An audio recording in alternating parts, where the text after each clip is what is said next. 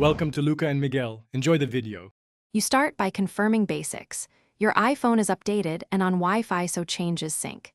Now open Settings and go straight to Accessibility. You'll find voice control and spoken content, plus Siri settings nearby. Tap the relevant voice feature you want to change.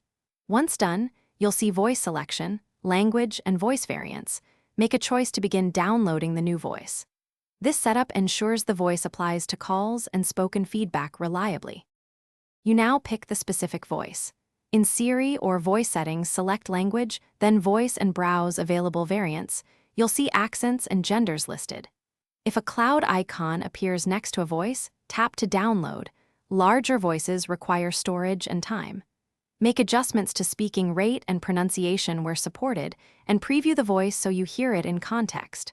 Once you like it, enable that voice for calls or caller announcement. Finish by setting the selected voice as default and testing with a live call or Siri request. Listen for speed and clarity. If the new voice does not apply immediately, restart your iPhone and check settings again. Sometimes a brief reboot completes the activation.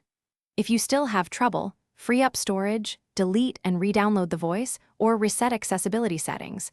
Those steps resolve most conflicts. If nothing helps, contact Apple support for device-specific issues, but usually re-download and restore.